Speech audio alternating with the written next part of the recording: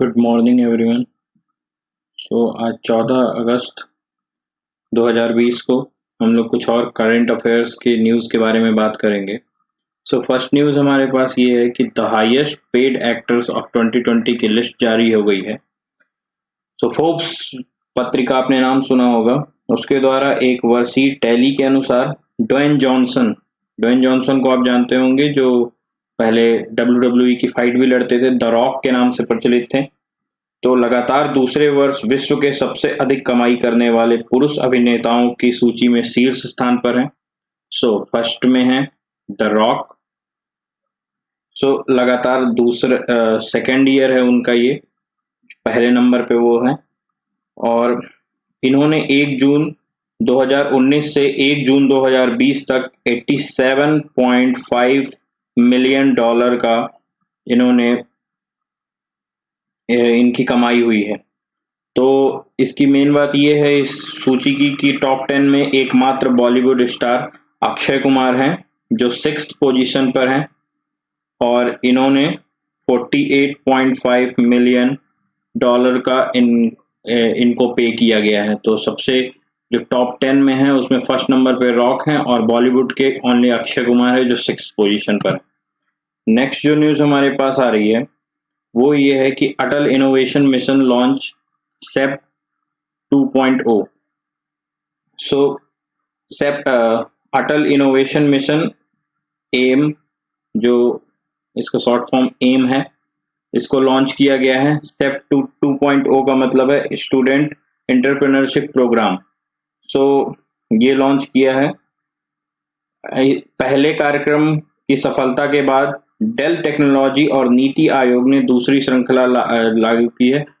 Del technology और नीति आयोग मिलकर इसको लॉन्च किया है। फर्स्ट जो सेप 1 था, इसमें सेप 1 जो था वो काफ़ी सफल रहा है, उसकी वजह से सेकंड भी लॉन्च किया गया है। नेक्स्ट जो न्यूज़ हमारे पास आ रही है, LG Manoj Sinha launch coffee table books. Jammu Kashmir में उपराज्यपाल मनोज सिन्हा ने 12 अगस्त 2020 को श्रीनगर में जिलों और विभागों की कॉफ़ी टेबल बुक लॉन्च की। ये पुस्तकें पिछले 1 वर्ष में जम्मू कश्मीर में किए जा रहे प्रमुख विकासात्मक हस्तक्षेपों को उजागर करती हैं। मतलब जो 1 साल से जो भी कुछ गवर्नमेंट चेंजेस लाने की कोशिश कर रही JNK में, उसको ये इस पॉइंट आउट करती हैं। और उपराज्यपाल ने कोविड वॉरियर्स को भी सम्मानित किया है। ये और मनोज सिन्हा अभी उपराज्यपाल बने हैं, तो ये काफी इंपॉर्टेंट न्यूज बन जाती है। नेक्स्ट जो न्यूज है, Assam government to roll out Arunodaya scheme. लगभग 17 लाख परिवारों को वित्तीय सहायता प्रदान करने के उद्देश्य से असम सरकार ने 2 अप्रैल 2020 से, याद रखिएगा 2 अप्रैल से अरुणोदय योजना शुरू करने पूरी तरह से तैयार है। इस योजना के तहत पात्र परिवारों को आवश्यक खाद्य पदार्थों को खरीदने के लिए प्रति माह 830 रुपए की राशि दी जाएगी। यह असम में सबसे बड़ी प्रत्यक्ष लाभान्वित योजना है। ये जो अरुणोदय स्कीम है, ये असम की सबसे बड़ी प्रत्यक्ष योजनाओं में योजना है। नेक्स्ट जो है, Manipur observes patriots day. Manipur ने 13 अगस्त 2020 को 1891 में एंग्लो मणिपुरी युद्ध की याद में पैट्रियट्स डे मनाया। ठीक है, और ये हमेशा ही मनाया जाता रहा है 13 अगस्त को। युद्ध के दौरान कई मणिपुरियों ने राज्य की स्वतंत्रता की रक्षा के लिए अपने जीवन का बलिदान दिया। 1891 में क्या हुआ था, 1891 में इसी दिन मणिपुर के तत्कालीन राजकुमार वीर टिकेंद्रजीत और थांगल जनरल सहित बहादुर मणिपुरियों को वर्तमान इम्फाल क्षेत्र में आम जनता के सामने फांसी दे दी गई थी। ये काफी इंपॉर्टेंट न्यूज रही है मणिपुर के दृष्टिकोण से। नेक्स्ट जो न्यूज हमारे पास आई है, Skyroot first to test upper stage rocket engine. Aerospace startup Skyroot aerospace ने एक अपर स्टेज रॉकेट इंजन का सफलतापूर्वक परीक्षण कर लिया है। इसके साथ वह स्वदेशी रॉकेट ईंधन बनाने की क्षमता प्रदर्शित करने वाली पहली भारतीय निजी कंपनी भी बन गई है। सो आपको नाम याद रखना है। सो सीवी रमन के नाम पर निर्मित 3D printed rocket engine Raman में चलित पुर्जे कम हैं और इसका वजन सामान्य क्षमता वाले पारंपरिक रॉकेट इंजनों के आधे से भी कम है। तो ये आपको इसके बारे में कुछ जानकारी मिल गई। आपको नाम याद रखना है, स्काई रूट। नेक्स्ट जो न्यूज है ये आंध्र प्रदेश से आ रही है। आंध्र गवर्नमेंट लॉन्च YSR चेयूथा योजना।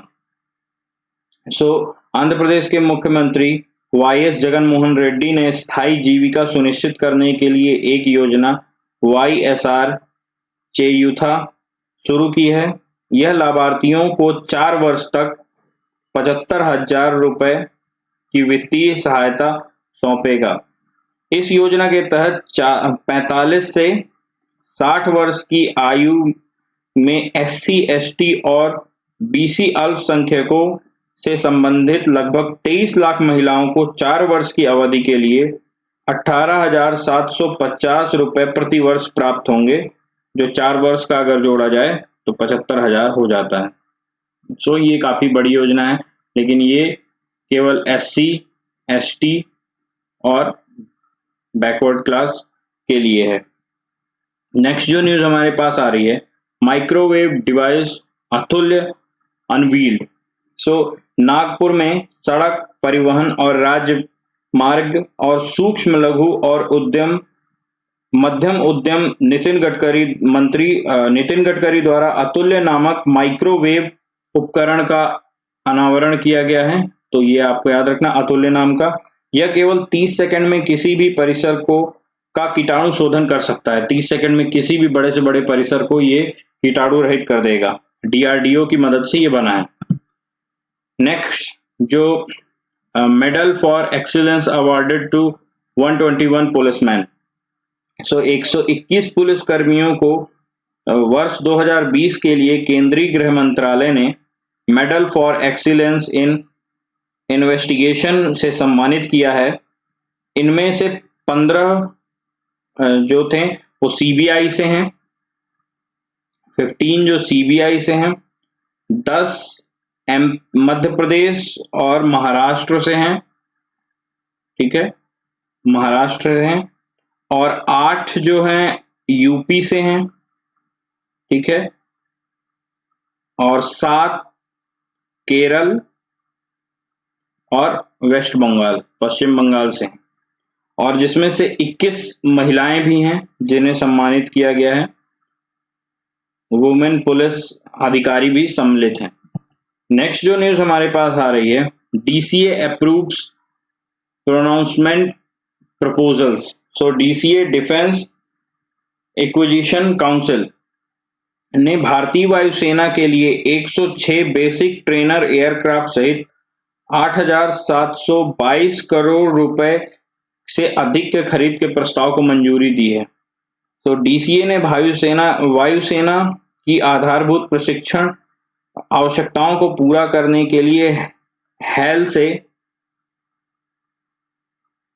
से बेसिक ट्रेनिंग एयरक्राफ्ट खरीदने को मंजूरी दी है।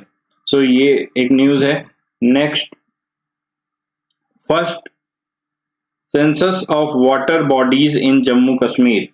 सो वित्त आयुक्त राजस्व डॉक्टर पवन कोतवाल ने जम्मू और कश्मीर के जल निकायों की पहली जनगणना शुरू कर दी है। यह जल निकायों के महत्वपूर्ण मापदंडों जैसे उनकी संख्या, आकार, स्थिति, उपयोग के प्रकार, भंडारण क्षमता इत्यादि पर जानकारी प्राप्त करेगी, ठीक है, और इसका नियंत्रण और निगरानी केंद्र स्तर पर जल संसाधन, नदी विकास और गंगा कायाकल्प मंत्रालय द्वारा किया जाएगा।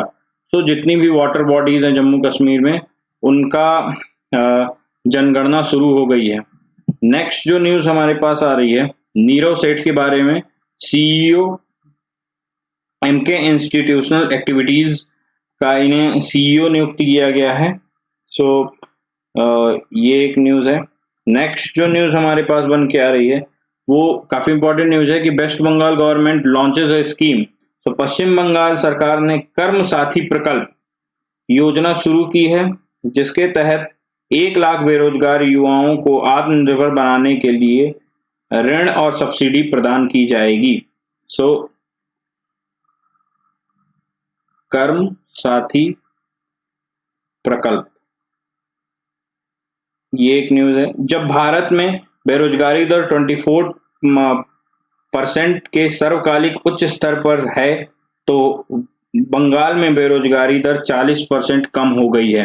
तो ये काफी अच्छी बात है और योजना का शुभारंभ मुख्यमंत्री ममता बनर्जी ने किया है।